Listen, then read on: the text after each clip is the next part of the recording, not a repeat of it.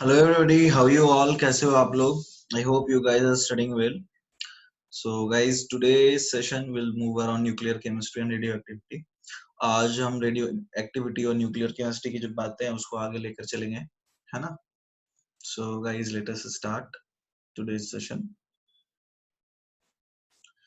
तो देखो बच्चों, लास्ट के क्लास में अपन किए क्या थे? What was the topic that we took in the last class? हमने कुछ बातें करी न्यूक्लियर केमिस्ट्री के ऊपर कि how is a nuclear reaction different from a normal chemical reaction. That is the first thing. Second thing जो हमने second चीज का कवर करी वो हमने कवर करी कि रेडियो एक्टिव डीके कांस्टेंट जो है लैम्डा वो रेट कांस्टेंट से कैसे अलग है, right? There were other things to be covered जो कि हमने कवर किए, जैसे स्टेबिलिटी न्यूक्लियर केमिस्ट्री में कैसे डिसाइड करते हैं, तो बाइंडिंग एनर्जी पर न्यूक्लियन वाला ग्राफ हमने देखा. और हमने देखा क्यों ज्यादातर रिएक्शंस न्यूक्लियर फिजन और फ्यूजन के फॉर्म में होते हैं नेचुरल में, है ना? तो न्यूक्लियर स्टेबिलिटी का वो कॉन्सेप्ट जो आइंस्टाइन ने दिया था, I hope it is clear to everyone, है ना? वो बाइंडिंग एनर्जी पर न्यूक्लियन वाला बात जो है वो आई होप आपको समझ में आ गई होगी. अब अपन करने क्या वाले हैं, हम थोड़ी सी और भी फैक्टर्स देखते हैं. अदर फैक्टर्स क्या क्या हैं? What are the other things to be covered? सबसे पहला जो दूसरा फैक्टर है दैट इज पैकिंग फ्रैक्शन. देखो what is packing fraction. Packing fraction होता क्या है? पैकिंग फ्रैक्शन हम डिफाइन करें कि पैकिंग फ्रैक्शन किसके लिए, हम तो इसको ऐसे डिफाइन करते हैं, पीएफ लेट अस राइट. ये होता है actual isotopic mass minus mass number upon mass number. देखो एक्चुअल आइसोटोपिक मास नंबर जो है, जो मास एक्चुअल न्यूक्लियस का है, और ये तो जो कैलकुलेटेड होना चाहिए न्यूक्लियस का, उसकी वैल्यू. तो हम लोग जानते क्या है कि एक्चुअल जो आइसोटोपिक मास होता है वो मास नंबर से कम होता है, बिकॉज और ये जो डिफरेंस होता है, this delta M is known as, guys this is called mass defect. ये जो डिफरेंस होता है मास का, we call it mass defect, है ना? क्योंकि यहाँ पर क्या एक सर्टेन डिफरेंस तो होगा ही, तो एक्चुअल मास जो है that is less than the mass number and this difference is called mass defect. इस डिफरेंस को अपन बोलते हैं मास डिफेक्ट, है ना? तो ये जो डिफरेंस हो गया ये मास डिफेक्ट है. अब देखो होगा क्या, फॉर स्टेबिलिटी क्या होना चाहिए? For stability this mass defect delta M should be high. This should be high. ये जितना ज्यादा उतना ज्यादा स्टेबल है.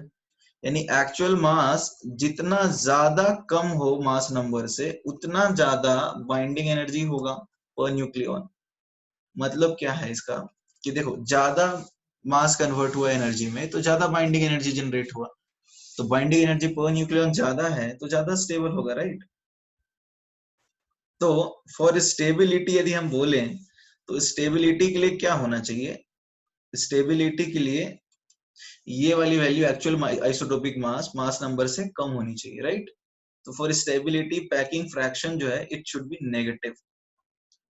जितना ज्यादा नेगेटिव है उतना ज्यादा स्टेबल है, ठीक है? नेगेटिव जितना ज्यादा होगा स्टेबिलिटी उतना ही ज्यादा होगा. ये पैकिंग फ्रैक्शन जितना ज्यादा नेगेटिव होगा वो गिवन आइसोटोप उतना ही ज्यादा स्टेबल होगा. आई hope you guys have understood this. Packing fraction जितना ज्यादा नेगेटिव होगा वो गिवन आइसोटोप उतना ही ज्यादा स्टेबल होगा. Fine everybody, so that is the concept. Packing fraction जितना ज्यादा नेगेटिव उतना ज्यादा वो स्टेबल होगा. जीरो और पॉजिटिव में स्टेबिलिटी कम है, स्टेबिलिटी कम होती है, ठीक है? आई होप ये वाली बात आपको समझ में आ गई होगी. अच्छा एक और चीज है, 1 AMU आपने पढ़ा था. 1 AMU हम लोग डिफाइन करते हैं 1/12 मास ऑफ कार्बन 12. इसका रीजन क्या होता है? कार्बन का पैकिंग फ्रैक्शन 0 होता है तो डिफरेंस नहीं होते, तो कैलकुलेशन ज्यादा एक्यूरेट होते हैं. तो कार्बन का पैकिंग फ्रैक्शन ऑलमोस्ट 0 है, इसलिए हम 1/12 मास ऑफ कार्बन 12 लेते हैं, क्योंकि उसमें मास डिफेक्ट कोई खास कंसिडरेबल है नहीं, है ना? आई hope you guys have understood. तो इसलिए 1 AMU का रेफरेंस में हम कार्बन 12 लेते हैं. उसमें एक ये रीजन ये भी है कि कार्बन का जो पैकिंग फ्रैक्शन है न्यूक्लियस का दैट इज ऑलमोस्ट 0. तो एक और पैरामीटर अपने पास आ गया दैट इज पैकिंग फ्रैक्शन. कि होना क्या चाहिए? पैकिंग फ्रैक्शन शुड बी 0 मतलब जीरो नहीं, स्टेबिलिटी के लिए तो इट शुड बी नेगेटिव।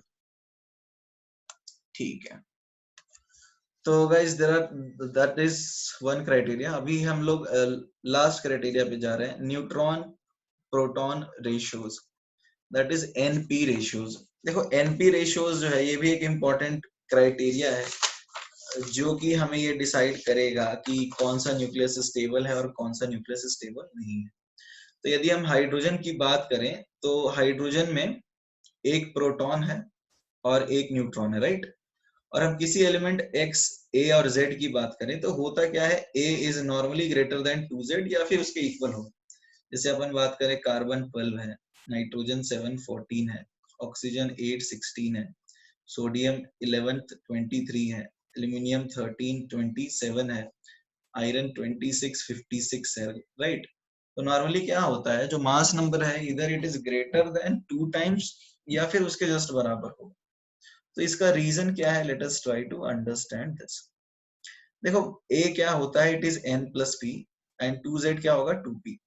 तो अब देखो क्या होगा, number of neutrons normally number of proton से ज्यादा होते हैं या फिर उसके जस्ट इक्वल, ठीक है। तो इसका मतलब क्या है, जैसे देखो प्रोटॉन प्रोटॉन न्यूक्लियस में क्या करेगा, प्रोटॉन प्रोटॉन न्यूक्लियस में रिपल्शन करेगा, ठीक है। और न्यूट्रॉन प्लस प्रोटॉन कुछ नहीं होगा, no interaction. Similarly neutron plus neutron जो है that is again no interaction. तो प्रोटॉन प्रोटॉन रिपल्शन होगा, न्यूट्रॉन प्लस प्रोटॉन होगा नो इंटरेक्शन, और neutron plus neutron again will be no interaction. I hope you guys have understood this. तो होता क्या है, प्रोटॉन और प्रोटॉन सपोज मानो कि न्यूक्लियस में लड़ने वाले हैं, एक दूसरे के नजदीक आते हैं तो रिपेल करने लग जाते हैं, राइट। तो प्रोटॉन प्रोटॉन जब भी नजदीक आएंगे so they will start repelling each other. जब भी नजदीक आते हैं रिपेल करने लग जाते हैं, ठीक है। रिपल्सिव फोर्सेस जो है उनके अंदर दिखने लग जाते हैं। तो प्रोटॉन और प्रोटॉन क्या करते हैं, रिपल्शन करते हैं, ठीक है। I hope it is clear. Proton और प्रोटॉन जो है वो रिपल्शन कॉज करते हैं, इज दैट क्लियर। और न्यूट्रॉन और प्रोटॉन कुछ नहीं करते हैं, न्यूट्रॉन न्यूट्रॉन भी कुछ नहीं करते हैं। तो I hope you must have understood this कि प्रोटॉन और प्रोटॉन जो है वो रिपल्शन करने वाला है। तो प्रोटॉन रिपल्शन करेगा दूसरे प्रोटॉन के साथ और न्यूट्रॉन उसको रिपल्शन को मिनिमाइज करेगा। तो न्यूट्रॉन का एक यूज क्या है, neutron minimises the repulsive interaction between protons। तो इसलिए होता क्या है, स्टेबिलिटी के लिए न्यूट्रॉन्स ज्यादा होने चाहिए और प्रोटॉन्स मतलब या तो बराबर हो या एटलीस्ट उससे ज्यादा हो। तो अब तुम देखोगे क्या है कि हाइड्रोजन में कोई न्यूट्रॉन नहीं है, no neutron. What is the reason, hydrogen does not have any neutron because it has only one proton. तो यहाँ प्रोटॉन प्रोटॉन रिपल्शन नहीं होगा, no PP interaction, no PP repulsion, इसलिए इसके अंदर कोई भी न्यूट्रॉन नहीं है। अब जैसे जैसे जैसे देखो जैसे जैसे मास नंबर बढ़ने लग जाता है तो n बाई पी रेशियो बढ़ता जाता है। मतलब क्या है, न्यूट्रॉन ज्यादा होता है। जैसे तुम बात करो मैग्नीशियम की लोअर मास नंबर के रेंज में, और आयरन का देखो Fe26 56, तो डबल से काफी ज्यादा होने लगा, ठीक है। यूरेनियम के केस में जैसे जैसे तुम हायर जाओगे तो जैसे जैसे मास नंबर बढ़ता है, as mass number increases more neutrons are required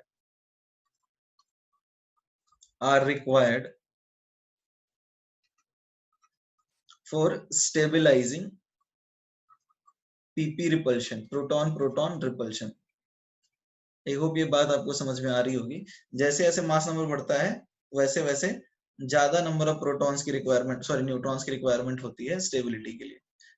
I hope ये वाली बात आपको समझ में आई होगी। So let us move to the next page.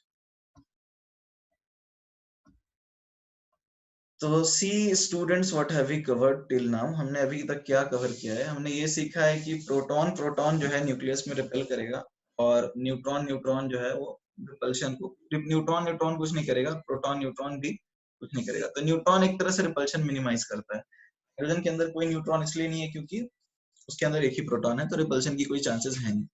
Similarly जैसे जैसे मास नंबर बढ़ता जाता है वैसे वैसे ज्यादा प्रोटॉन्स को स्टेबलाइज करने के लिए प्रोटॉन प्रोटॉन रिपल्शन को ज्यादा न्यूट्रॉन्स लगते हैं। तो इसलिए जैसे A बढ़ता है नंबर ऑफ न्यूट्रॉन्स बढ़ने लग जाते हैं नंबर ऑफ प्रोटॉन से, यानी N/P रेशियो बढ़ने लगता है। ठीक है, तो हम ऐसा बोले कि सीधा सा है, लोअर रेंज में, lower range of mass number में हम देखें तो N/P रेशियो 1 के आसपास रहे तो हम स्टेबल बताते हैं। जैसे ज्यादातर तुमने देखा होगा O816, जैसे C12 816 714, है ना, लाइकवाइज। अब यदि हम बात करते हैं हायर रेंज ऑफ ए में, हायर रेंज ऑफ ए में क्या होता है, जब हायर रेंज हो जाती है ए की तो हम देखते हैं N/P बढ़ने लग जाता है। रीजन क्या है, मोर, जैसे iron 26 56, copper 29 65, just etcetera. Reason क्या है, more neutrons are required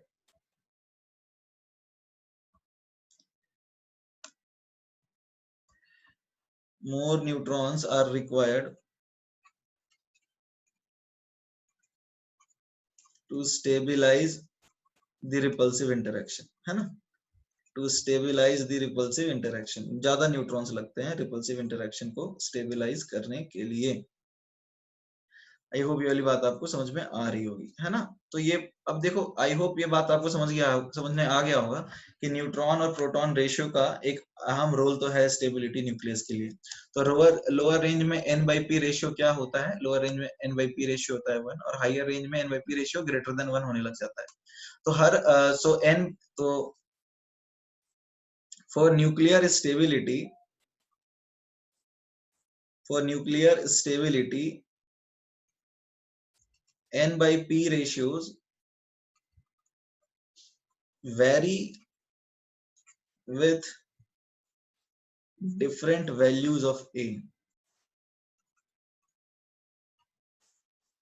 A के अलग अलग वैल्यूज पे N/P रेशियोज जो है वो वेरी करते हैं। हाँ, यहाँ पर हम स्टेबल न्यूक्लियस की ही बात करेंगे। यहाँ पे we will assume that the nucleus will be stable. I hope this is clear to everyone, है ना। अच्छा, कुछ और चीजें आपने खैर मूल कॉन्सेप्ट में पढ़ा होगा ये। एक होता है isodiaphers, nuclei having same value of A-2Z। A-2Z मतलब A हो गया N+P और 2Z हो गया 2P, यानी N-P। ठीक है, जीरो तो नहीं होना चाहिए। जैसे मान लो X है, ये Z1 A1, दूसरा कोई न्यूक्लियाई है Y, इसका Z2 A2। तो आइसोडाइफर्स होने के लिए क्या कंडीशन है, A1 - 2Z1 should be equal to A2 - 2Z2, यानी N1 - P1 is equal to N2 - P2। तो ये कंडीशन सेटिस्फाई होती है तो हम उनको आइसोडाइफर्स बोलते हैं। ये वाली बात शायद आपको पता होगा, यहाँ पर भी क्योंकि कुछ केस में यूज होने वाला है। दूसरा आइसोबार भी आपको पता होगा। आइसोबार क्या होता है, एलिमेंट्स नहीं, atoms of different elements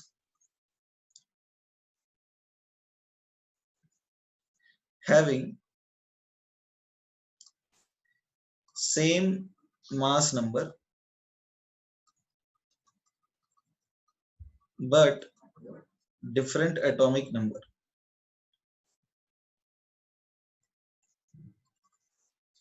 same mass number हो बट अलग अलग एटॉमिक नंबर हो तो उनको आइसोबार बोलते हैं। जैसे कि मान लो ये X है, दिस इज Z1 A1, और ये Y है, दिस इज Z2 A2।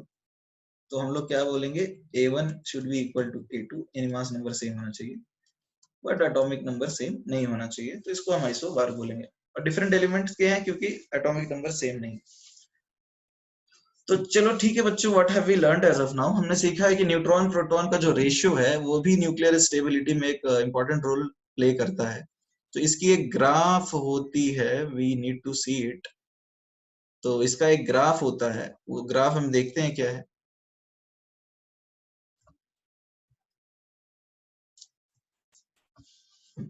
ना।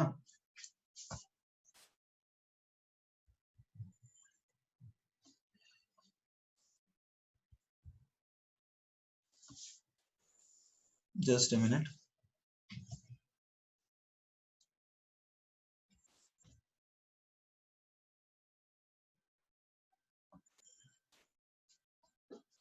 तो वो ग्राफ कुछ ये,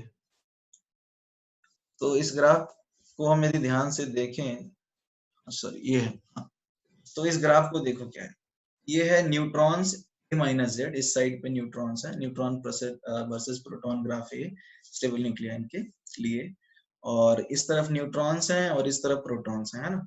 तो देखो लोअर रेंज में क्या है, लोअर रेंज में this is the graph P is equal to n, lower range में जितने प्रोटॉन उतने न्यूट्रॉन। तो ऐसा देखा गया है कि lower range of mass number में, या फिर बोल सकते हो lower range of atomic number में, Z तो एटॉमिक नंबर ही है और ये A माइनस Z है न्यूट्रॉन्स, तो इसमें लोअर रेंज में तुम्हें दिख रहा होगा कि 20 तक, जैसे कैल्शियम तक, कैल्शियम जानते हो 20-40, तो उसमें प्रोटॉन्स और न्यूट्रॉन्स बराबर है तो स्टेबल होता है। और स्कैंडियम से जैसे ही डी ब्लॉक चालू हो जाते हैं वैसे वैसे ये जो वैल्यूज हैं स्टेबिलिटी के लिए ये चेंज हो जाती है, ठीक है, ये वैल्यू जो है वो चेंज हो जाती है, और कई बार तक स्टेबल तो 1.35 तक जाती है, हायर वैल्यूज में ये स्टेबल के लिए है ना, तो ये कई बार हायर रेंज में 1.35 1.4 तक चली जाती है, ठीक है। तो ये स्टेबल न्यूक्लियाई का ये जो रेड वाली लाइन है वो बता रहा है, तो ये स्टेबल न्यूक्लियाई इनिशियली n/p बराबर होना चाहिए और उसके आगे 1.4 1.35 तक चलता है, बट यदि इस रीजन के ऊपर चला गया, ये स्टेबिलिटी रीजन रेफरेंस है, इसको आपको याद रखने की जरूरत वैसे नहीं है, जान सकते हो कि हायर रेंज में 1.3 1.4 तक जो है वो चला जाता है स्टेबल न्यूक्लियाई, जैसे लेड होता है 82 तक, तो वहां तक ही ग्राफ बनाया हुआ है। लेड इज द, लेड हम जो है वही बोल सकते हो कि स्टेबल है, नेचुरल डिसइंटीग्रेशन है सबसे लास्ट में जो आता है, तो 82 तक का ये ग्राफ है ना, तो ये 1.4 तक चला जाता है, तो इतना बस काफी है, आपको ज्यादा चीज याद रखने की जरूरत नहीं, ठीक है। तो इसके नीचे जो आते हैं वो भी अनस्टेबल है, और इसके ऊपर इस लाइन के जो नीचे आते हैं वो भी अनस्टेबल है, और इस लाइन के जो ऊपर आते हैं वो भी अनस्टेबल है, ठीक है। तो अब कोशिश क्या करते हैं, न्यूक्लियर रिएक्शन, देखो पिछले बार तुम्हें पता ये चला था कि binding nucleon, binding energy per nucleon जिसका ज्यादा रहेगा वो ज्यादा स्टेबल होगा, तो रिएक्शन इस तरह से करते हैं कि बाइंडिंग एनर्जी पर न्यूक्लियन बढ़ाएं, बट मोड ऑफ डीके क्या होगा, अल्फा डीके होगा, बीटा डीके होगा, ये नहीं पता चलता है। तो मोड ऑफ डीके जो है वो पता चल जाता है न्यूट्रॉन प्रोटॉन रेशियो से, ठीक है। तो यहाँ पे बेसिक कॉन्सेप्ट ये सब क्या है, वी विल सी दैट, ठीक है ना। इलेक्ट्रॉन कैप्चर क्या है, बीटा इमिशन क्या है, अल्फा इमिशन क्या है, जो यहाँ पर आपको बनाया हुआ मिला है वो हम लोग देखने वाले हैं। तो बेसिक चीज ये है कि ये स्टेबल रेंज है, स्टेबल रेंज के ऊपर वाले अनस्टेबल हैं और स्टेबल रेंज के नीचे वाले अनस्टेबल हैं, तो सब क्या चाहते हैं कि इस रेंज में आ जाए, ठीक है ना।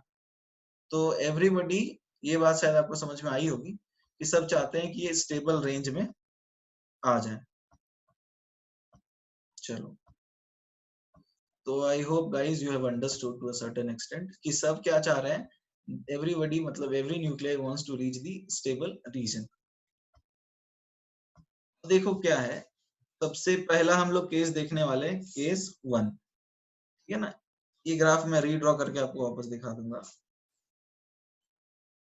केस 1, मान लो n/p ratio is higher than the required value, than the value required for stability, जो वैल्यू स्टेबिलिटी के लिए रिक्वायर्ड है, यदि n/p रेशियो उससे ज्यादा निकल के आता है, ठीक है, जो स्टेबिलिटी के लिए रिक्वायर्ड है, यदि n/p रेशियो उससे ज्यादा निकल करके आता है तो क्या करेंगे, लेट अस सी दैट, है ना। तो सबसे पहले देखो n/p यदि ज्यादा है, इज हाई, तो इसका मतलब जितने न्यूट्रॉन होने चाहिए उससे ज्यादा है, तो न्यूट्रॉन ज्यादा है प्रोटॉन कम है रिलेटिवली, राइट। तो यहाँ क्या होता है, सीधा न्यूट्रॉन जो है वो प्रोटॉन में कन्वर्ट हो जाता है, ठीक है, न्यूट्रॉन किस में कन्वर्ट हो जाता है, प्रोटॉन में। तो अब देखो न्यूट्रॉन का मास नंबर 1 है और एटॉमिक नंबर 0, प्रोटॉन का एटॉमिक नंबर 1 और मास नंबर 1, है ना, इस तरह से लिखते हैं। तो अब देखो यहाँ पर हम लोग क्या देख रहे हैं कि इधर चार्ज जो है वो है 0 और प्रोटॉन के ऊपर चार्ज होता है पॉजिटिव, तो अब यहाँ पे चार्ज कंजर्व करने के लिए इलेक्ट्रॉन निकलेगा, राइट, इसके ऊपर -1 चार्ज है, ठीक है ना। और तो इसको हम लोग बोलेंगे क्या, ये तो इलेक्ट्रॉन ही है सिंपली। अब देखो इलेक्ट्रॉन की एक और चीज होती है क्या, कि इलेक्ट्रॉन के चार्ज के साथ साथ न्यूक्लियर मतलब तुम जानते हो इलेक्ट्रॉनिक स्पिन होता है, इलेक्ट्रॉन का क्या होता है, इलेक्ट्रॉनिक स्पिन। तो ये जो पार्टिकल है इसको बोलते हैं एंटी न्यूट्रिनो।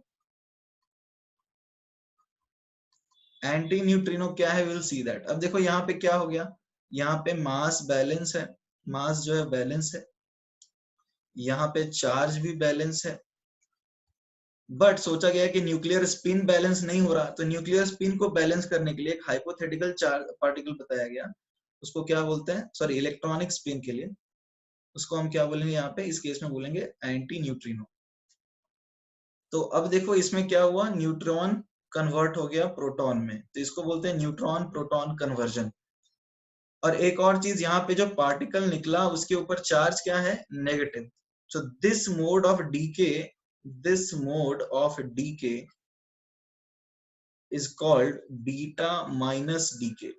ये जो डीके का मोड है it is called beta minus decay, है ना, क्योंकि इसमें नेगेटिव चार्ज पार्टिकल निकलता है, बीटा पार्टिकल इलेक्ट्रॉन ही है, इसमें नेगेटिव चार्ज का पार्टिकल निकलता है, तो इसको हम बोलते हैं बीटा माइनस डीके।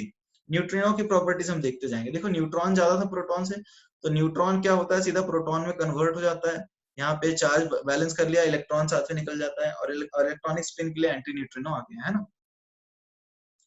अब इसको ऐसे देखें कि मान लो एक एक्स है, जेड ए, तो टोटल मास नंबर तो सेम ही रहेगा, राइट। टोटल मास नंबर जो है वो तो सेम ही रहेगा। अब मास नंबर सेम है और न्यूट्रॉन जो है वो प्रोटॉन में कन्वर्ट हो रहा है, तो यानी नंबर ऑफ प्रोटॉन्स बढ़ रहे हैं, तो हम यहाँ पे क्या बोलेंगे, Z हो जाएगा Z+1 plus electron plus anti neutrino. बार बार केमिस्ट्री में अपन एंटी न्यूट्रिनो नहीं लिखते हैं, सिर्फ इलेक्ट्रॉन ही लिखते हैं, न्यूक्लियर स्पिन बैलेंस नहीं करते कई बार, बट हाँ ये एंटी न्यूट्रिनो निकलेगा। तो अब देखो इसको नया न्यूक्लियस बना, तो इसको बोल देते हैं X'। इसका मास नंबर A ही है और एटॉमिक नंबर पहले Z था, अब हो गया Z+1। I hope you guys have understood this, right. अब यहाँ पे क्या है, हमें समझने की जरूरत क्या है, X एंड X' इन दोनों के मास नंबर सेम है, तो X और X' क्या हो जाएंगे, they will be isobars. Beta minus decay में दिस इज पेरेंट न्यूक्लियाई, जैसे हम ऐसे डिफाइन कर लेते हैं कि ये जो है this is the parent nuclei, और let us call X dash, this is Z+1, this is daughter nuclei। तो पेरेंट न्यूक्लियाई और डॉटर न्यूक्लियाई के मास नंबर तो सेम है, तो हम बोल सकते हैं X एंड X डैश क्या है, they are isodiaphers. I hope this is clear everybody. देखो न्यूट्रॉन ज्यादा है प्रोटॉन से, तो न्यूट्रॉन प्रोटॉन में कन्वर्ट होता है, चार्ज बराबर रखना है, इधर जीरो चार्ज है तो इधर भी जीरो चार्ज होना चाहिए, इसीलिए एक पार्टिकल इमिट होता है, इलेक्ट्रॉन। इलेक्ट्रॉन के स्पिन को काउंटर करने के लिए एंटी न्यूट्रिनो पार्टिकल निकलता है, राइट। और इसमें जैसे न्यूट्रॉन प्रोटॉन में कन्वर्ट हो रहा है तो नंबर ऑफ प्रोटॉन्स बढ़ जाएगा, तो एटॉमिक नंबर जो है वो एक बढ़ जाएगा, और इसको बोलते हैं बीटा माइनस डीके, बिकॉज एक नेगेटिव चार्ज का पार्टिकल इमिट होता है। I hope this is clear everybody. तो अब देखते हैं क्या है प्रॉपर्टीज ऑफ एंटी न्यूट्रिनो। ये एंटी न्यूट्रिनो की क्या प्रॉपर्टी है, पहला property,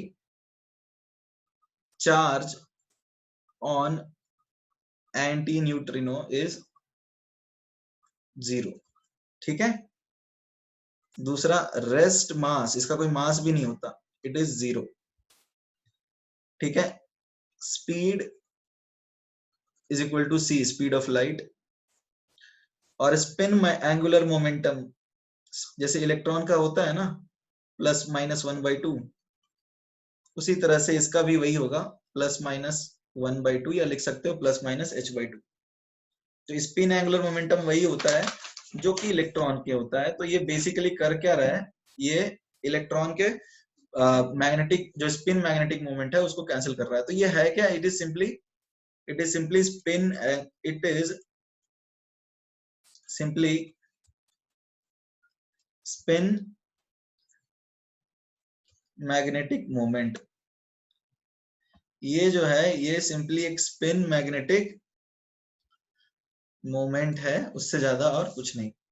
I hope you guys have understood this. ये सिंपली एक स्पिन है, मैग्नेटिक मोमेंट है, उससे ज्यादा कुछ नहीं है।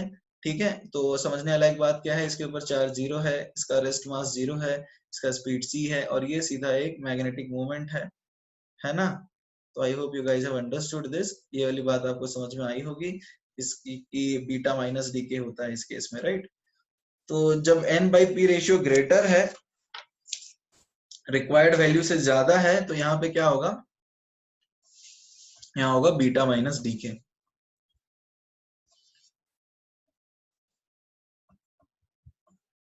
अब आगे बढ़ जाते हैं कि what is the next thing to be covered. हमने बीटा माइनस डी के तो समझ लिया। अब देखो, मान लो n by P ratio is lower, यदि n बाई पी रेशियो कम है और बढ़ाना है, तो यानी कि n by P ratio less है, राइट। ये हम बोल सकते हो n बाई पी बोल सकते हो रिक्वायर्ड वैल्यू है उससे कम है, तो यानी हम बोल सकते हैं कि न्यूट्रॉन कम है प्रोटॉन से, रिक्वायर्ड वैल्यू से। हम वन नहीं बोल रहे हैं, हम बोल रहे रिक्वायर्ड से। हायर रेंज में तो ये ग्रेटर ही होना चाहिए वन से, न्यूट्रॉन ज्यादा ही चाहिए। तो अब इसका मतलब क्या है, प्रोटॉन एक्सेस में है, प्रोटॉन एक्सेस में है एंड न्यूट्रॉन डेफिशिएंट है। बोल सकते हैं न्यूट्रॉन्स कम है। जस्ट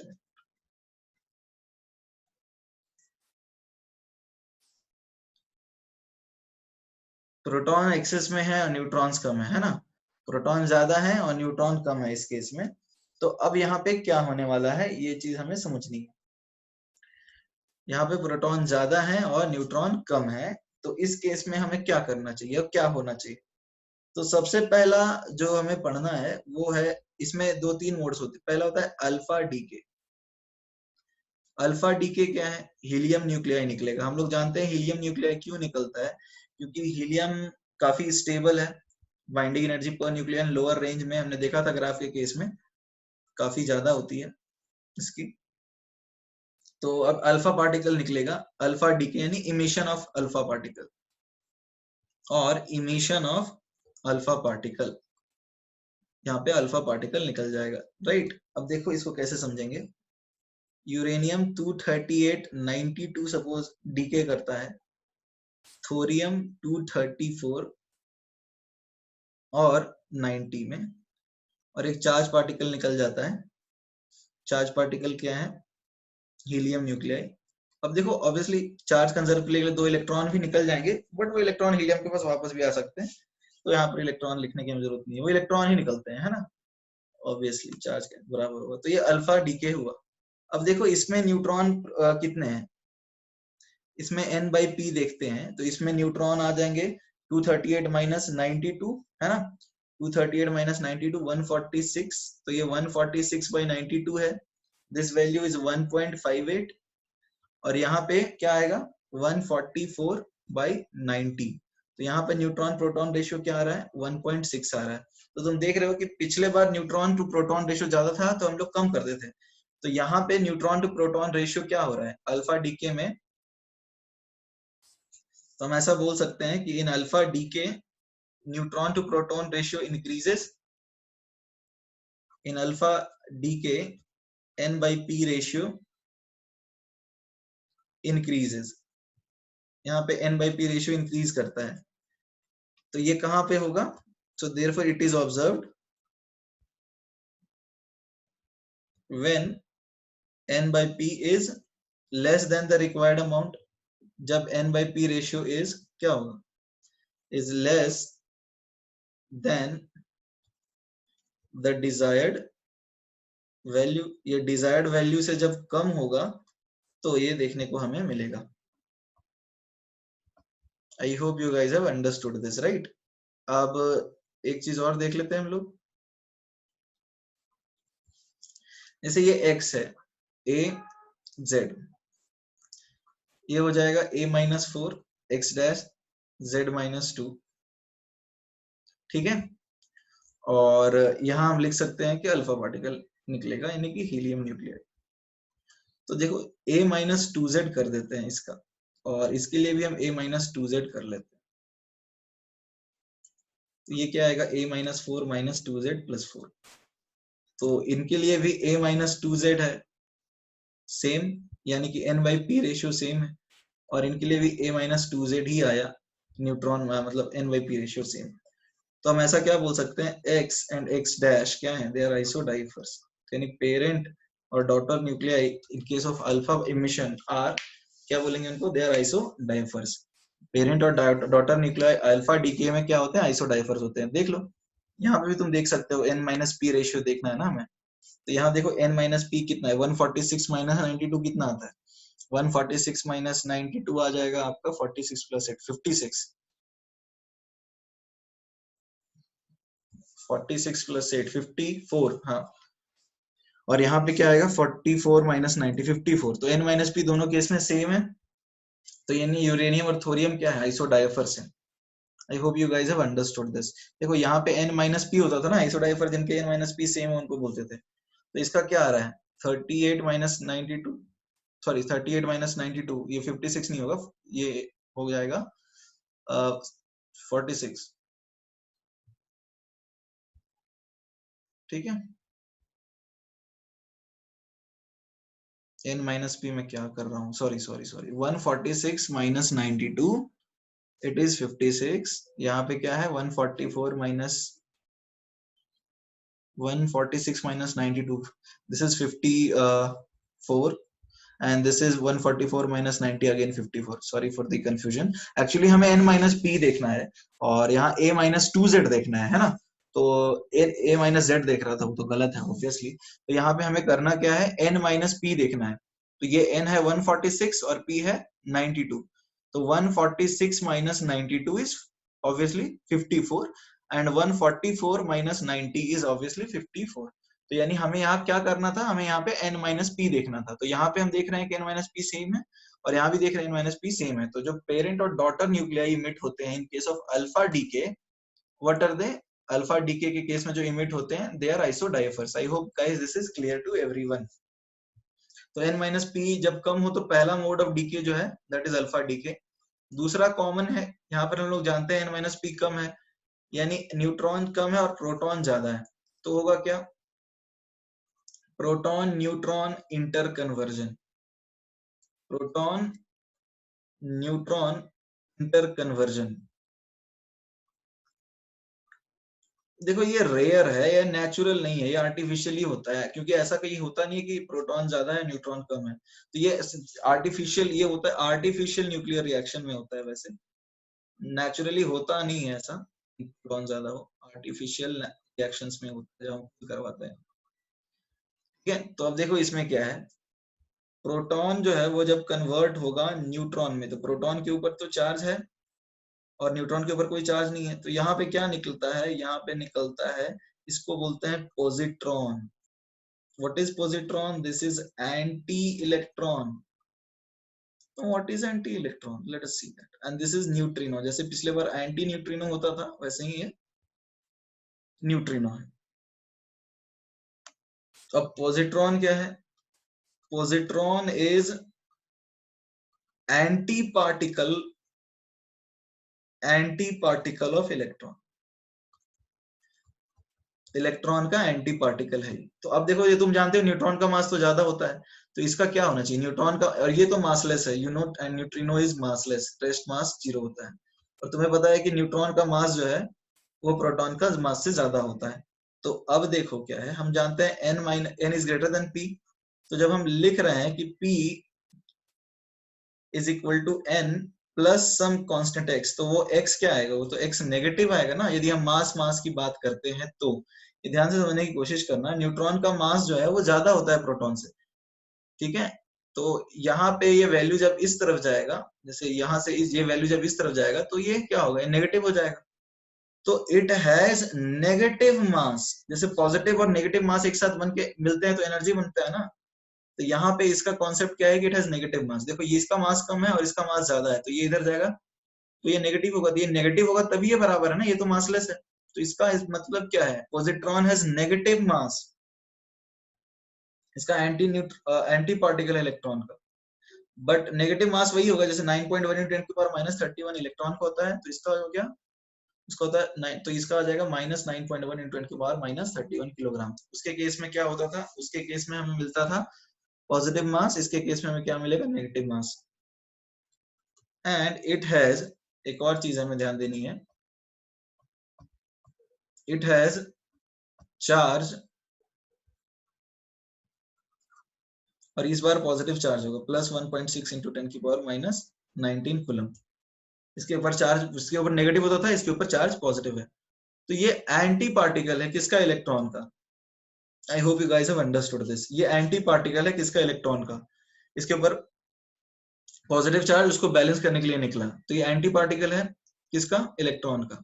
नेगेटिव मास है, पॉजिटिव चार्ज है, इलेक्ट्रॉन की सारी प्रॉपर्टीज के जस्ट उल्टा। अब देखो क्या है प्रॉपर्टीज, हम बात करें न्यूट्रिनो की। प्रॉपर्टीज किसकी बात कर रहे हैं, न्यूट्रिनो की। तो न्यूट्रिनो क्या करता है, स्पिन बैलेंस करता है। रेस्ट मास इसका 0 है, रेस्ट मास 0, चार्ज 0, स्पिन क्या है, चार्ज 0 है, स्पिन वही इलेक्ट्रॉन के जस्ट अपोजिट, ±1/2। तो I hope you guys have understood this. देखो इसको हमने क्या समझा, प्रोटॉन जो है ज्यादा होगा तो प्रोटॉन खुद न्यूट्रॉन में कन्वर्ट हो जाएगा। अब ये नेचुरल नहीं है, ये अपने आप प्रोटॉन न्यूट्रॉन में कन्वर्ट नहीं होता, this is a rare event, और ये आर्टिफिशियल न्यूक्लियर रिएक्शंस में ही होता है।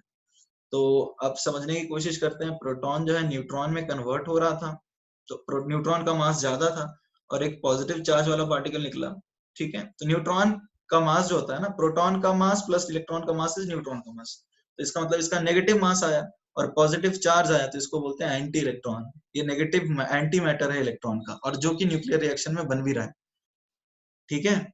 और ये बहुत अनस्टेबल होगा तो रहेगा नहीं, ये आर्टिफिशियल न्यूक्लियर रिएक्शन में बनता है, और ये न्यूट्रिनो है। And this is called beta plus decay. Beta plus decay देखो काफी रेयर होता है, बीटा प्लस डीके रेयर है। जब आपको बीटा डीके बोला जाए तो आप मान के चलिए आपको बीटा माइनस डीके ही बोला जा रहा है। अब देखो यहाँ पे beta minus decay, sorry beta plus decay है, तो यहाँ पे ए है, ये एक्स जेड, अब ए ही रहेगा, एक्स डैश लिख देते हैं। अब देखो क्या होगा, प्रोटॉन न्यूट्रॉन में कन्वर्ट हो रहा है, तो जब प्रोटॉन न्यूट्रॉन में कन्वर्ट हो रहा है तो एटॉमिक नंबर +1 नहीं -1 हो जाएगा, क्योंकि प्रोटॉन कम हो गया, ठीक है। और साथ में निकलेगा पॉजिट्रॉन और न्यूट्रॉन। तो यहाँ पे भी देख सकते हो एक्स एंड एक्स डैश क्या है यहाँ पे, ये आइसोबार है,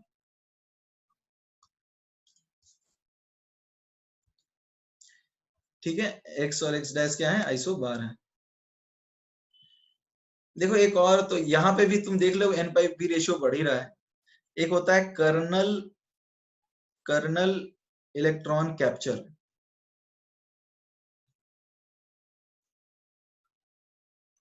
कर्नल इलेक्ट्रॉन कैप्चर, या फिर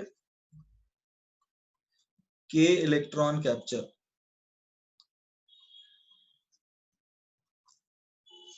कर्नल इलेक्ट्रॉन कैप्चर बोलो या फिर के इलेक्ट्रॉन कैप्चर। देखो क्या है, मान लो न्यूक्लियस अनस्टेबल है, ठीक है, न्यूक्लियस अनस्टेबल है और इसमें प्रोटॉन ज्यादा है, तो एक तरीका तो यही होता है कि इलेक्ट्रॉन जो सबसे के शेल में सबसे नजदीक है, उसके बाद एल आएगा इस तरह से, उसको ही खा जाए, तो ये भी एक पॉसिबिलिटी है, ठीक है। तो के इलेक्ट्रॉन कैप्चर बोलते हैं इस केस में।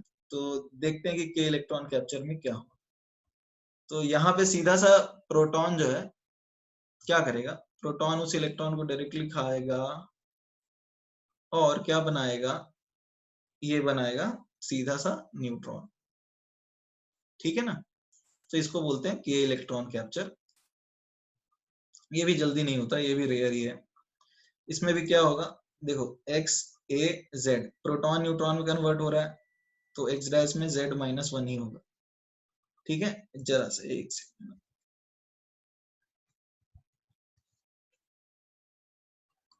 ठीक है।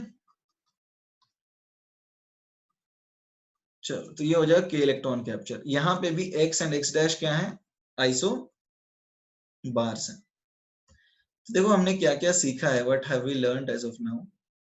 सबसे पहले n/p हाई है, ज्यादा है, तो हमने क्या पढ़ा है, न्यूट्रॉन प्रोटॉन इंटरकन्वर्जन, जिसको अपन बोलते हैं बीटा माइनस डीके, ठीक है।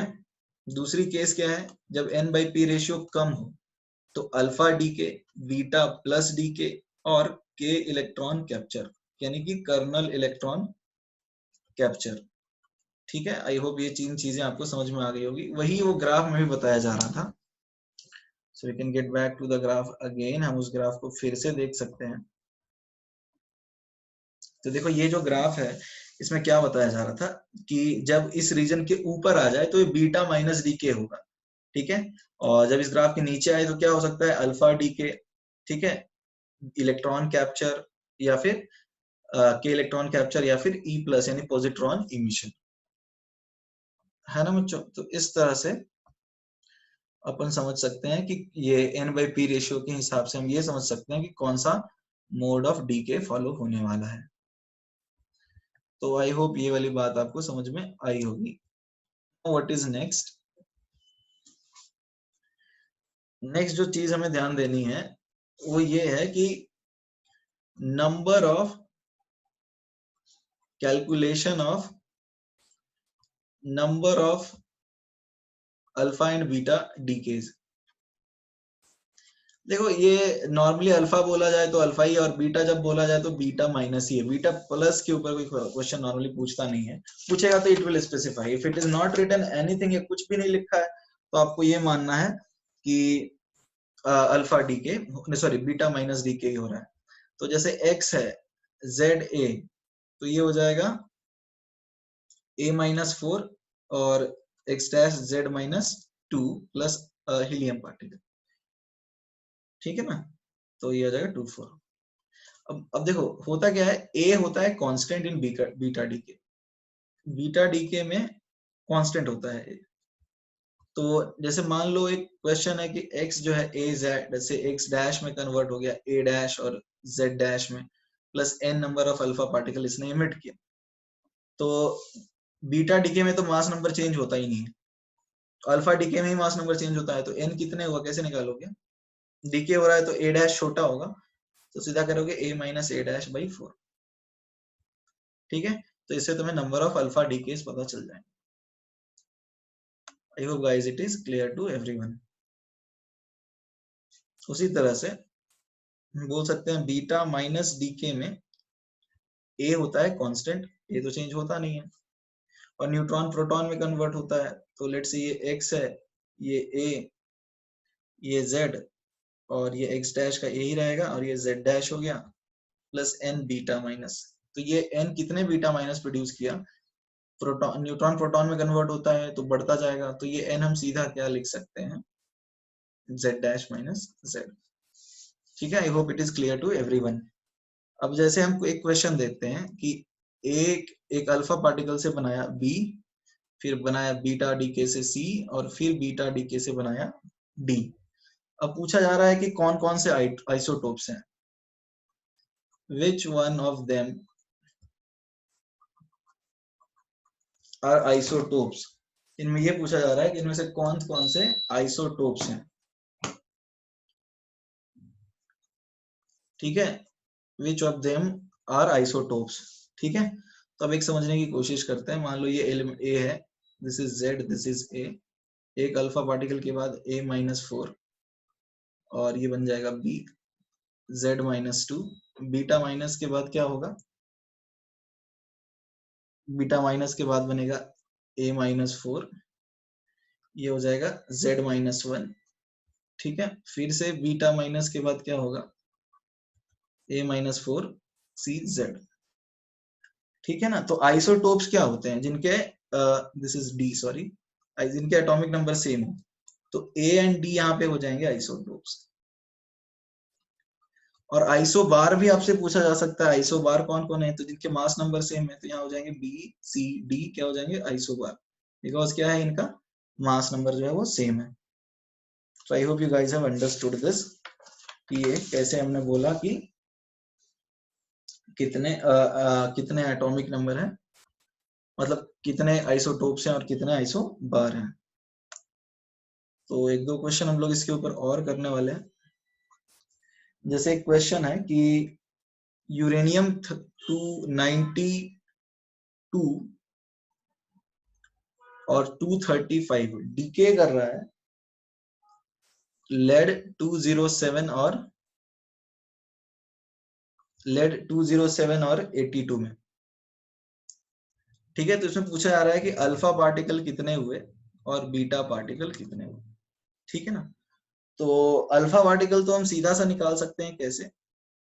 235 माइनस 207 अपॉन 4, तो ये कितना आ जाएगा 28/4 यानी कि 7, तो यानी 7 अल्फा पार्टिकल, क्योंकि मास नंबर तो सिर्फ अल्फा डीके में ही चेंज होता है। तो जब 7 अल्फा पार्टिकल होंगे तो एटॉमिक नंबर हो जाएगा 92 माइनस 7 इंटू 2 यानी 92 माइनस 14, तो ये कितना आ जाएगा? ये आ जाएगा 80, सॉरी 82, 78 आ जाएगा, राइट? 78। तो अब 78 आ जाना चाहिए फाइनली अल्फा डीके के बाद, ठीक है ना? तो इस तरह से हम लिखते हैं इसको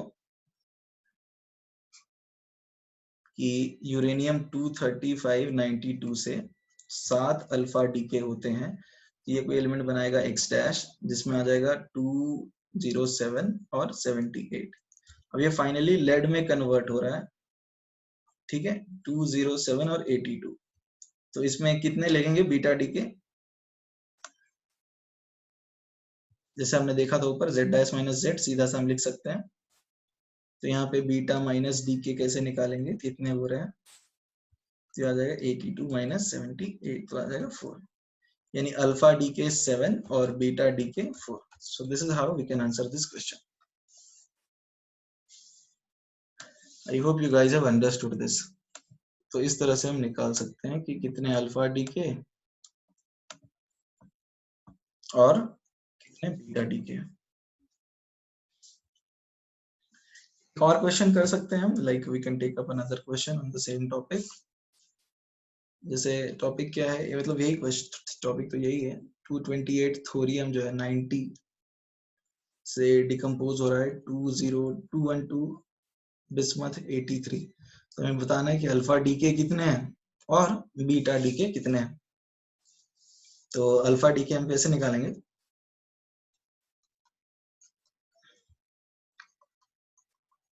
तो ये आ गया 4।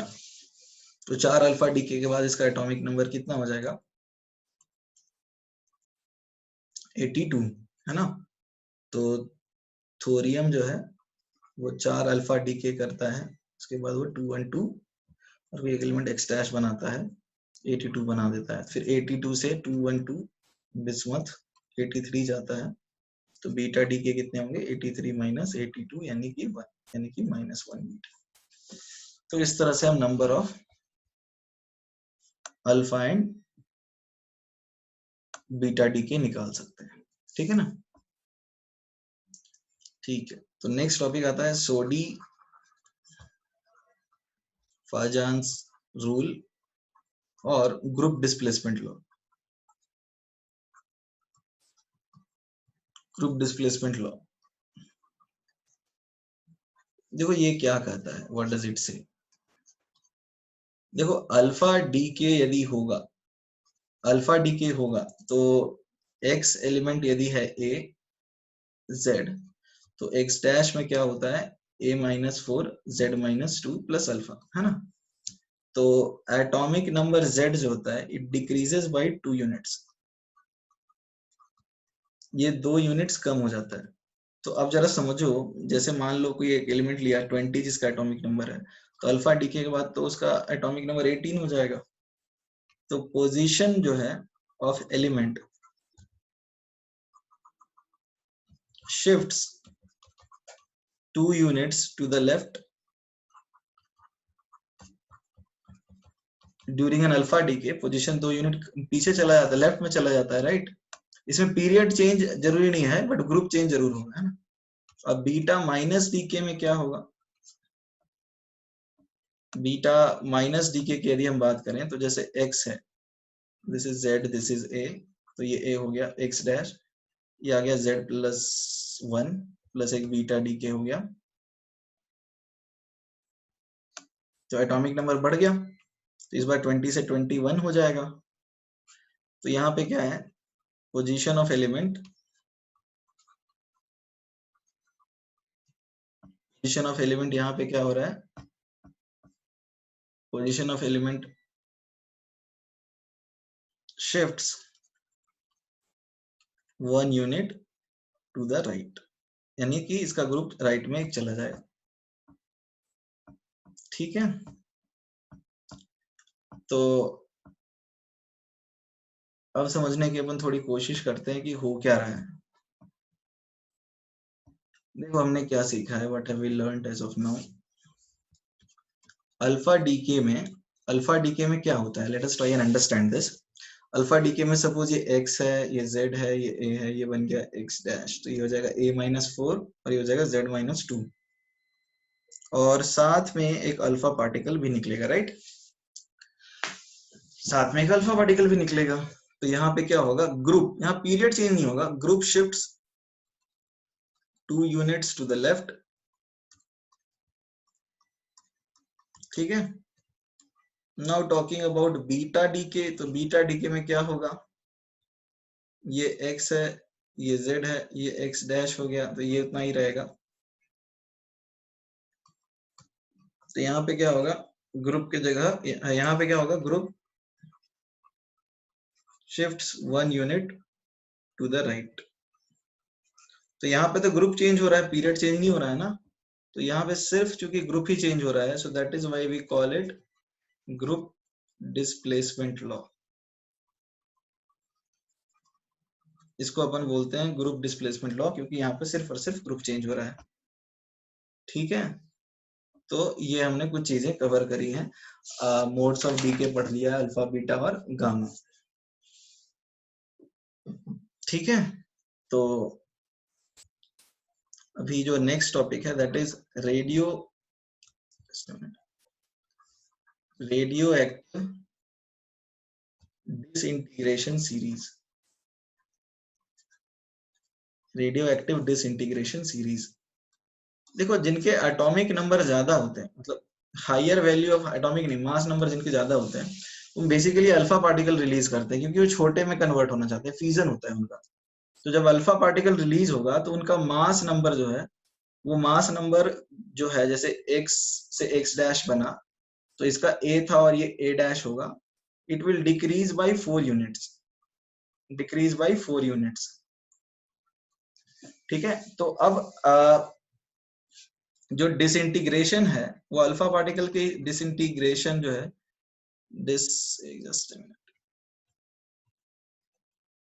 disintegration mode, the disintegration mode is basically alpha decay।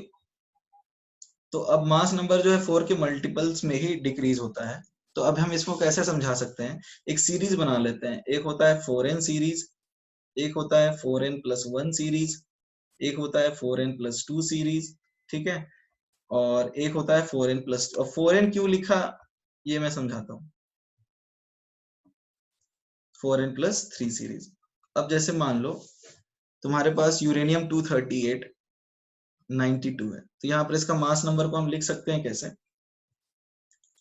Uranium 238 वाले कौन से सीरीज में आएगा, ये आ जाएगा 4n+2, मतलब देखो यदि हम इसको डिवाइड करें तो ये आ जाएगा 4 × 59+2, ये मान लो अल्फा डीके होता है, तो ये बन जाएगा 234 यूरेनियम 90, सॉरी जो भी एलिमेंट है, x बन गया x डैश, तो इसको हम क्या लिख सकते हैं, 4 × 58+2, तो ये इधर भी 4n+2 था, इधर भी 4n+2 है, और जब डीके करेगा x डबल डैश भी बनाएगा तो भी 4n+2 ही रहेगा ना।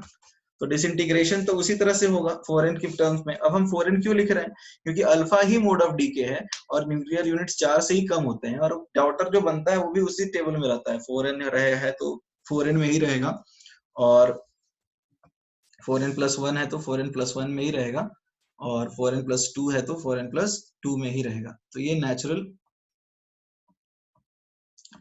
डिसइंटीग्रेशन सीरीज है। तो यदि हम समझने की कोशिश करें तो देखो हमें क्या मिलता है, तो 4n सीरीज जो है वो है thorium series, thorium series, thorium series में इनिशियल एलिमेंट जो होता है वो है थोरियम, थोरियम से स्टार्ट होता है 232 एंड 90, ठीक है, ये 4n सीरीज हो गया। फिर आएगा 4n+1, मतलब वो है नेपच्यूनियम सीरीज, नेपट्यूनियम, नेपट्यूनियन सीरीज किस तरह से आती है, वो आती है 237, जस्ट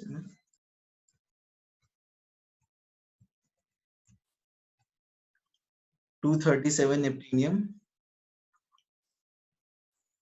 एंड 93, ठीक है। फिर आता है 4n+2 यूरेनियम,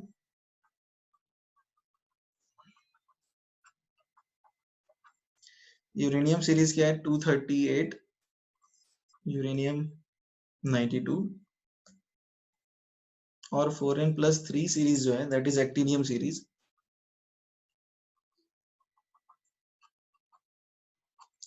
एक्टिनियम सीरीज कैसे होगा, uranium 235 sorry actinium AC and it is again 92। Actually actinium series वो मतलब बेसिकली क्या है, एक्टिनियम या फिर यूरेनियम के टर्म्स में ही लिख देते हैं।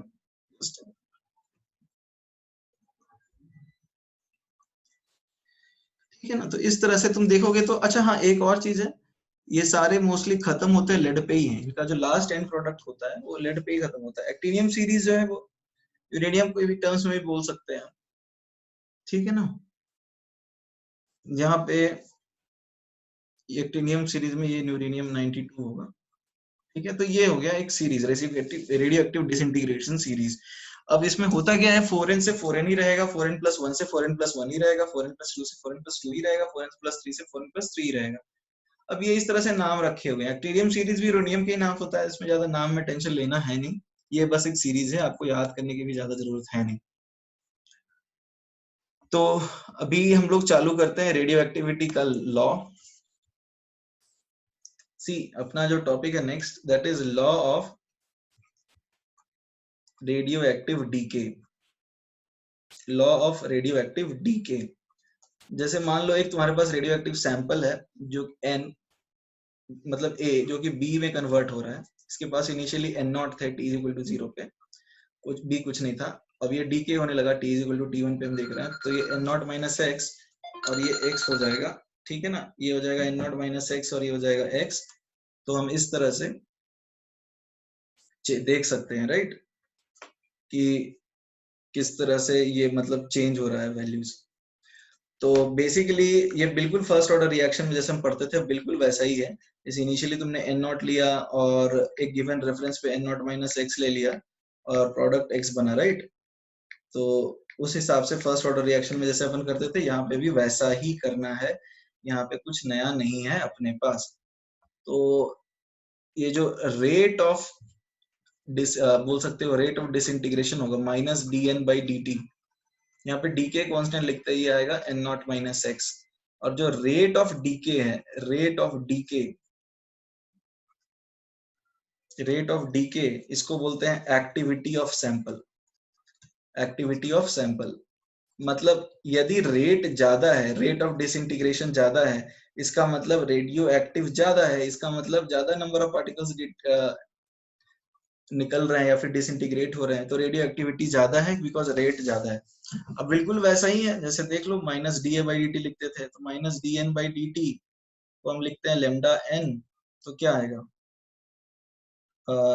dn/n इनिशियली n0 अभी n equal to -λ/dt time 0 से t। बिल्कुल फर्स्ट ऑर्डर रिएक्शन की तरह है ना, चेंज कुछ भी नहीं होना। तो ये क्या मिल जाएगा, ये मिल जाएगा log e n/n0 is equal to -λ/t, यानी कि t is equal to 1/λ log e n0/n। बिल्कुल वैसे ही जैसे पिछले बार फर्स्ट ऑर्डर रिएक्शन में अपने को क्या मिलता था, a0/n मिलता था, मतलब a0/at मिलता था, वैसे ही यहाँ पे भी है। और यहाँ पे जो रेट ऑफ डिसइंटीग्रेशन है that is called activity. Activity ज्यादा है इसका मतलब रेट ज्यादा होगा डिसइंटीग्रेशन का। हायर रेट ऑफ डिसइंटीग्रेशन का मतलब ज्यादा एक्टिव हो गया sample. I hope you guys have understood this. Higher rate of disintegration का मतलब ज्यादा रेडियो एक्टिव है, तो यहाँ पर एक्टिविटी का मतलब है कि रेट ऑफ डिसइंटीग्रेशन ज्यादा है। अब हम बात करें एक्टिविटी की, तो SI यूनिट होता है, SI यूनिट होगा किसका, एक्टिविटी का, बैक्विरल और BQ, ठीक है ना। 1 BQ जो है दैट इज 1 DK पर सेकेंड। अदर यूनिट जो है वो है 1 क्यूरी 1 curie is 3.7 into 10 की power 10 dps, that is disintegration per second, है ना। और कुछ और भी चीजें हैं, जैसे देखो एक्टिविटी होता है dn by dt, जिसको हम लिख देते हैं a नॉट, यानी initial activity. Initial activity, initial activity A not किसके प्रोपोर्शनल होगा, ये हो जाएगा लेमडा एन नॉट के। और एट गिवन टाइम टी क्या आएगा एक्टिविटी, ये आएगा लेमडा एन टी। तो हम यहाँ पर देख सकते हैं क्या कि A naught by N T क्या मिलेगा हमें, A naught by A T मिलेगा हमें N naught by N T. तो हम इस तरह से भी लिख सकते हैं फर्स्ट ऑर्डर वाला expression, 1 by T, T is equal to 1 by lambda log e n naught by nt लिखते थे, राइट। सो दिस विल बिकम 1 by lambda log e a naught by at, इस टाइप से भी हम इसको लिख सकते हैं। ठीक है, यहाँ पे भी चीजें वैसे ही हैं, यहाँ पे भी हाफ लाइफ होगा t 50%, t 50%, यहाँ पे क्या आता है, यहाँ पे भी आता है ln 2 by lambda, जैसे पिछले बार ln 2 by k आता था। ठीक है, यहाँ पे एक नई चीज है, and what is that, that is mean life. Mean life किसको रिप्रेजेंट करते हैं, टाउ से। मीन लाइफ क्या होता है, मीन लाइफ होता है 1 by lambda। मीन लाइफ क्या है, जैसे तुम्हारे पास एक रेडियो एक्टिव सैंपल है ए बी, इसमें मान लो तुम्हारे पास 1000 एट न्यूक्लियॉन्स है एन नॉट। तो एक कुछ न्यूक्लियॉन पहले डीके कर जाएंगे पहले 5 सेकंड में, हर न्यूक्लियॉन एक गिवन टाइम इंटरवल में डीके करता जाएगा, राइट। जैसे मान लो 2 न्यूक्लियॉन पहले सेकंड में कर गए डीके, तीसरे न्यूक्लियॉन 4 सेकंड में किए, फिर 5 सेकंड में, फिर 6 सेकंड में, फिर 7 सेकंड में, फिर 8 सेकंड में। तो जितने देर तक, जैसे मान लो, तो इसको हम ऐसे डिफाइन करते हैं tau, it is sum of lives of all atoms, it is sum of lives of all atoms upon total number of atoms। तो ये हो जाएगा मीन लाइफ। मतलब समझने की कोशिश करो, मान लो 1000 लोग हैं या फिर 1000 एटम्स हैं, कोई ना कोई डीके कर रहा है, तो मान लो पहला 1 सेकंड बाद डीके किया तो उसकी मीन लाइफ, उसकी लाइफ क्या हुई 1 सेकंड। दूसरा 2 सेकंड के बाद किया तो उसकी लाइफ क्या हुई 2 सेकंड। तीसरा 3 सेकंड के बाद किया तो उसकी लाइफ क्या हुई 4 सेकंड। तीसरा 5 सेकंड के बाद किया तो उसकी, इस तरह से सारे, जैसे, या फिर हम ऐसे समझ सकते हैं, मान लो एक क्लास में 40 बच्चे हैं, या फिर एक लेट से एक जगह पे 40 लोग हैं, सबकी अपनी अपनी एक लाइफ स्पैन होगी, उसमें 2 लोग की लाइफ स्पैन 60 ईयर है, तो बाकी 40 लोग में से 30 लोगों की लाइफ स्पैन 80 ईयर्स है, और बाकी 8 लोगों की लाइफ स्पैन 100 ईयर्स है। तो सबकी लाइफ स्पैन को हमने सबके नंबर 40 को से डिवाइड कर दिया, यानी नंबर ऑफ लोग से डिवाइड कर दिया, तो हमें मीन लाइफ मिला। उसी तरह से मान लो हमारे पास 1000 एटम्स हैं, पहला मतलब 3 एटम्स 2 सेकंड के बाद डिसइंटीग्रेट होते हैं, बाकी 4 एटम्स 5 सेकंड के बाद डिसइंटीग्रेट होते हैं, फिर 5 एटम्स इस तरह से चलते जाते हैं। तो हम सबकी लाइफ्स को डिवाइड करें टोटल नंबर ऑफ एटम्स से, तो वो मीन लाइफ होता है। तो मुझे 40 लोग वाले एग्जांपल से ज्यादा अच्छे से समझ पाओगे। मान लो 40 लोग हैं, सबको किसी ना किसी दिन तो मरना ही है, तो मान लेते हैं वो डिसइंटीग्रेट होने वाला टाइम है। तो एक बंदे का लाइफ स्पैन 80 ईयर्स है, ठीक है, दूसरे बंदे का लाइफ स्पैन 79 ईयर्स है, और 3 बंदों का लाइफ स्पैन 80 ईयर्स है। सबके लाइफ स्पैन को हमने जोड़ दिया, sum of lifes of all people, उसको डिवाइड कर दिया 40 से, तो वो हो गया क्या मीन लाइफ। उसी तरह से यहाँ पर यदि 1000 एटम्स हैं तो सब एक साथ डिसइंटीग्रेट नहीं करते हैं, कोई एकदम लास्ट में डिसइंटीग्रेट करेगा, कोई बहुत पहले डिसइंटीग्रेट कर जाएगा, राइट। तो लास्ट में डिसइंटीग्रेट करने वाले का लाइफ ज्यादा होगा, जो पहले डिसइंटीग्रेट करेगा उसका लाइफ कम होगा। तो sum of lifes of all atoms को यदि हम टोटल नंबर ऑफ एटम्स से डिवाइड करते हैं तो हमें जो लाइफ मिलती है हम उसको क्या बोलते हैं, मीन लाइफ।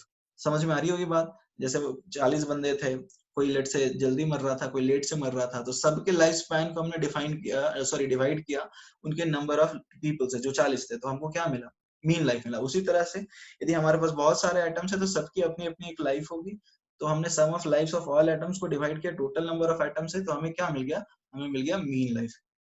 अब इसका हम डेरिवेशन देख लेते हैं, ठीक है। तो डेरिवेशन कैसा है, मीन लाइफ इंडिविजुअल एटम्स में have different line spans between 0 to infinity. First order reaction तो कभी खत्म नहीं होता है, तो हो सकता है कोई एक एटम की जो लाइफ स्पैन है वो इन्फिनिटी हो जाए। तो जो पहला एटम डिसइंटीग्रेट करेगा, जो पहला एटम डिसइंटीग्रेट करेगा उसका लाइफ स्पैन कम होगा, और जो लास्ट में एटम डिसइंटीग्रेट करेगा उसका लाइफ स्पैन सबसे ज्यादा होगा। तो देखो ये ग्राफ बता रहा है कि किस तरह से नंबर ऑफ एटम्स जो है वो कम होते जा रहे हैं। तो एवरेज लाइफ और मीन लाइफ टाउ को ऐसे डिफाइन करते हैं, total life time of all nuclei. जैसे सबका लाइफ स्पैन हमने देखा था कि कोई बंदा 1 साल, कोई बंदा 100 साल, 200 साल, इस तरह से सबके लाइफ स्पैन को हमने जोड़ दिया और डिवाइड कर दिया टोटल नंबर ऑफ पीपल से, तो मीन लाइफ आ गया। उसी तरह से total life time of all the nuclei in a given sample, यदि हम उसको डिवाइड कर देते हैं total number of nuclei in the given sample, तो हमें जो लाइफ मिलती है उसको बोलते हैं एवरेज लाइफ और मीन लाइफ, है ना। सबका लाइफ स्पैन अलग अलग है, एक पहले बंदे का T1 है, दूसरे का T2 है, तीसरे का T3 है, तो T1 प्लस T2 T3, तो इस तरह से हमने Ti का समेशन किया अपॉन Ni से डिवाइड कर दिया, तो एवरेज लाइफ और मीन लाइफ आएगा।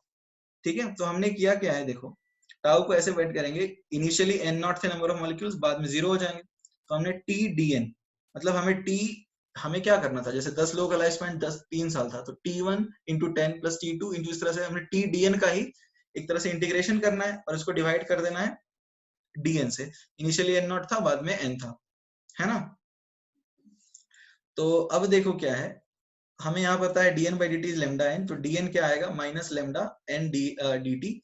तो अब n क्या है, n नॉट e की power minus lambda t dt, ठीक है ना। तो इसको हम यहाँ सब्स्टिट्यूट कर देंगे, तो हमें क्या मिल जाएगा, t dn की जगह पे n नॉट लैम्डा, लैम्डा हमने बाहर निकाल दिया, ठीक है ना, इंटू t e की power minus lambda t dt upon n not.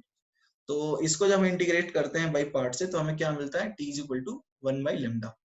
हमें क्या मिलता है, t is equal to 1 by lambda, तो हो जाता है मीन लाइफ। तो एवरेज लाइफ या फिर मीन लाइफ हम रेडियो एक्टिव सैंपल के यदि हम डिफाइन करते हैं, तो वो आता है 1 by lambda. I hope you guys have understood this, ये आपको समझ में आया होगा। तो देखो बच्चों, आज की क्लास में हमने क्या किया है, आज की क्लास में हमने देखा न्यूट्रॉन प्रोटॉन रेशियो वाला कॉन्सेप्ट। न्यूट्रॉन प्रोटॉन रेशियो यदि ज्यादा है रिक्वायर्ड वैल्यू से, तो क्या होगा, बीटा माइनस डीके होगा, कम है तो बीटा प्लस डीके हो सकता है, थोड़ा रेयर होता है, अल्फा डीके हो सकता है, या फिर कर्नल इलेक्ट्रॉन कैप्चर, के इलेक्ट्रॉन कैप्चर हो सकता है। फिर हमने सोडी फाजान रूल, जिसको ग्रुप डिस्प्लेसमेंट लॉ बोलते हैं, वो भी पढ़ा कि अल्फा डीके के बाद 2 पोजीशन 2 यूनिट कम हो जाती है, पीछे चल जाता है एलिमेंट ग्रुप में, और बीटा के बाद एक आगे चला जाता है ना। उसके बाद हमने सीखा कि जो रेडियो एक्टिव डिसइंटीग्रेशन है वो फर्स्ट ऑर्डर रिएक्शन है। हमने ये भी पढ़ा था disintegration series 4n 4n+1 4n+2 4n+3, वो तुमको याद करने की जरूरत नहीं है कि कौन सा स्टार्ट होता है कौन सा खत्म होता है, बट हाँ यू शुड नो कि it will end on lead. सबसे दूसरी चीज, जो रेट ऑफ डिसइंटीग्रेशन उसको एक्टिविटी बोलते हैं, यदि रेट ज्यादा है तो ज्यादा एक्टिव है तो उसको हम रेडियो एक्टिव बोलेंगे क्योंकि रेट ज्यादा है, और यदि डिसइंटीग्रेशन का रेट कम है तो कम एक्टिव होगा। इसका एसआई यूनिट क्या होता है, इसका एसआई यूनिट होता है बैक्विरल। एक डिसइंटीग्रेशन पर सेकंड को बोलेंगे 1 बैक्विरल, ठीक है, 2 डिसइंटीग्रेशन पर सेकंड को बोलेंगे 2 बैक्विरल, है ना। उसी तरह से हम डिफाइन कर सकते हैं। तो यहाँ पे भी वही सही आ जाता है, t is 1 by lambda log n not upon nt, ठीक है। और मीन लाइफ हमने यहाँ पर एक नई चीज सीखी, sum of lifes of all the atom divided by total number of nuclei, ठीक है। तो चलो एक क्वेश्चन हम लोग एक्टिविटी के ऊपर करेंगे, ठीक है ना, एक क्वेश्चन हम लोग एक्टिविटी के ऊपर करने वाले हैं।